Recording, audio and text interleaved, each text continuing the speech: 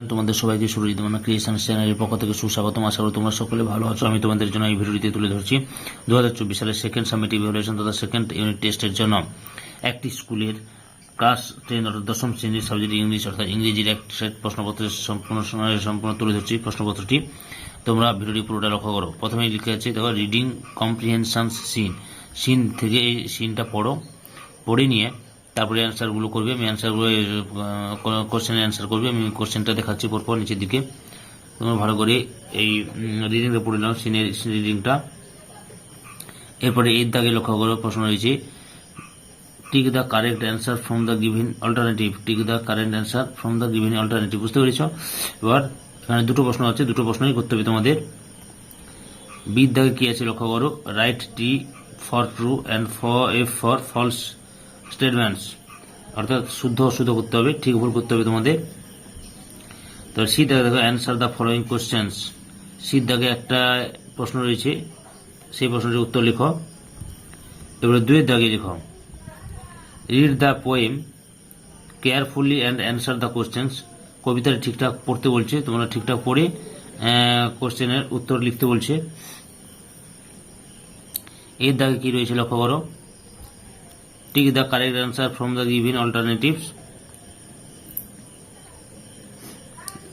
যে উত্তরটা ঠিক তার নিজের ঠিক চিহ্ন দিতে বলছে। পরের পেজ লক্ষ্য করবো আমরা, চলো। 2 নম্বর পেজে প্রশ্নগুলি লক্ষ্য করো, বি দাগে অ্যান্সার দ্য ফলোয়িং কোশ্চেন্স। এখানে দুটো প্রশ্ন আছে, দুটো প্রশ্নই করতে হবে তোমাদের। এবার 3 দাগে দেখো রিডিং কম্প্রিহেনশন আনসিন। আনসিনটা পুরোটা পড়ে নাও। এই যে আনসিনটা পড়ো,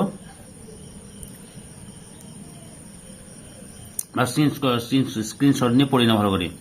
আচ্ছা, এরপর প্রশ্নগুলি লক্ষ্য করো। এই দাগে রয়েছে tick the correct answer from the given alternatives.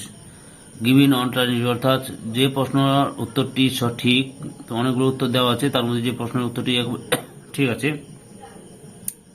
তা সেই ঘরের ভেতরে, এই যে ঘরগুলোর ভিতরে টিক চিহ্ন দিতে বলছে। বুঝতে পেরেছ? এই প্রশ্নটি লক্ষ্য করেছ।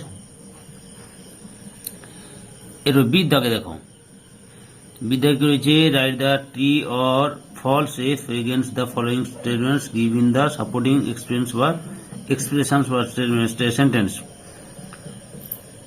এখানে একটি প্রশ্ন এদিকে রয়েছে। পরের পেজে কি রয়েছে দেখি। পরের পেজে একটা রয়েছে, দেখো প্রশ্ন রয়েছে। আচ্ছা, সির দাগে কি রয়েছে, answer the following questions. Following question রয়েছে। 4 দাগে রয়েছে গ্রামার অ্যান্ড ভোকাবুলারি থেকে এসছে। 4 এতে রয়েছে ডু অ্যাজ ডাইরেক্টেড করতে বলেছে। 1 দাগে, 2 দাগে 3 নম্বর প্রশ্ন দেখো, 3, 4 নম্বর প্রশ্ন, 5 নম্বর প্রশ্ন, 6 নম্বর প্রশ্ন। দেখেছ? এরপরে 5 দাগে কি বলছে দেখো, given below are the meaning of 2 words which you will find in the passage in question number 3। Question number 3 তে রয়েছে লক্ষ্য করবে find the word and write the inappropriate boxes. এই 3 নম্বর কোশ্চেন থেকে এই প্রশ্নগুলি দেখো, দেখো দুটো প্রশ্ন রয়েছে এখানে। এবার 4 নম্বর পেজে কি রয়েছে দেখি।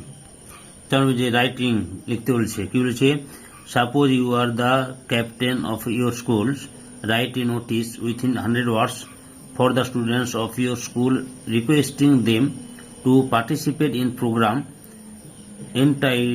entitled Keep Your School Clean. You may use the following points. বা অথবা দিয়ে আছে রাইট এ স্টোরি লিখতে বলছে 100 ওয়ার্ডস এর মধ্যে with the help of the following points give a title. Title সব স্টোরিটা লিখতে বলছে তোমাদের।